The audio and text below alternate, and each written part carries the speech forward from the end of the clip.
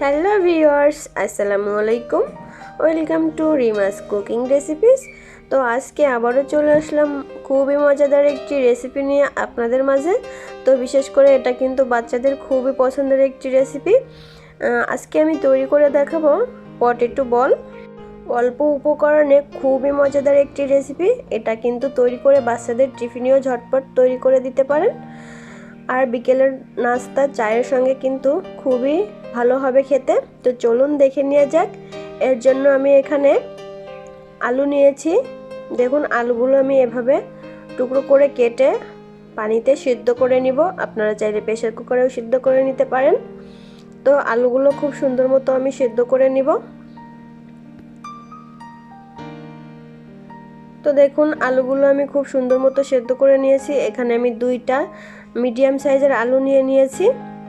এখন আলুটা আমি এই গরম অবস্থাতেই কিন্তু কাঁটা চামচের সাহায্যে ম্যাশ করে নিব ভালো মতো করে, এতে যাতে করে কোনো প্রকার লাম্পস না থেকে যায়। খুব সুন্দর মতো কিন্তু এটা ম্যাশ করে নিতে হবে। তো খুব সুন্দর মতো ম্যাশ করা হয়ে গিয়েছে। এ পর্যায়ে দিয়ে দেবো স্বাদ মতো লবণ, আর দিয়ে দেবো 1 চা চামচ পরিমাণ চিলি ফ্লেক্স। আমার ভিডিওটি যদি আপনাদের কাছে ভালো লেগে থাকে অবশ্যই আমার চ্যানেলটি সাবস্ক্রাইব করে দিবেন এবং পাশে থাকা বেল আইকনটি প্রেস করে অল অপশন ক্লিক করে দিবেন। এতে করে আমি যখনই কোনো নতুন ভিডিও আপলোড করব সঙ্গে সঙ্গেই কিন্তু আপনারা নোটিফিকেশন পেয়ে যাবেন। আর যারা আমার ফেসবুক পেজ থেকে ভিডিওটি দেখবেন অবশ্যই আমার পেজটা ফলো করে লাইক দিয়ে দিবেন। আপনাদের কাছে আমার অনুরোধ রইল।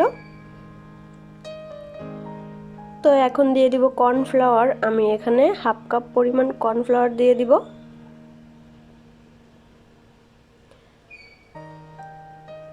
তো আপনারা চাইলে কর্নফ্লাওয়ারের পরিবর্তে ময়দা দিয়েও করতে পারেন।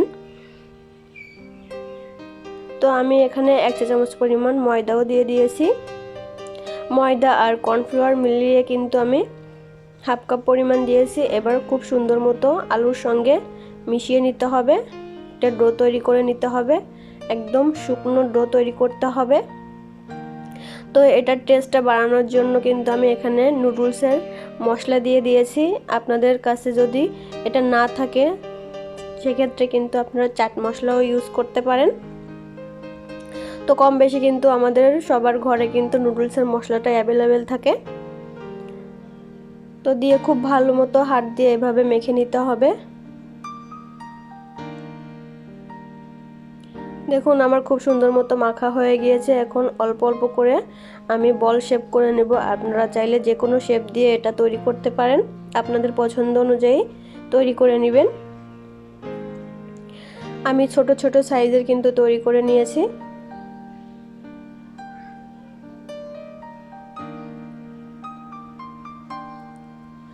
আর এটা কিন্তু বাচ্চারা খুবই পছন্দ করে খাবে।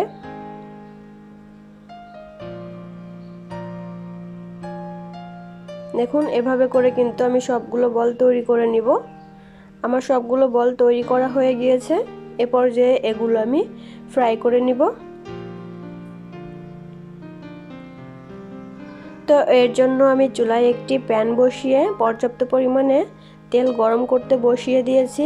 আর এই তেলটা কিন্তু মিডিয়াম লো হিটে গরম করতে হবে।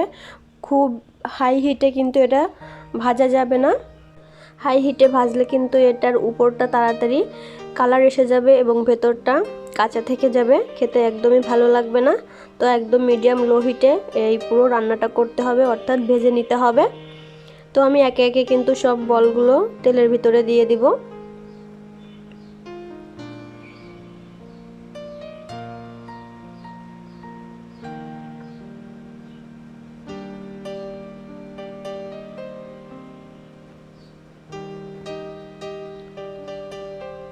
দেখুন আমি উল্টিয়ে পাল্টিয়ে কিন্তু বেশ ভালো মতো ভেজে নিয়েছি।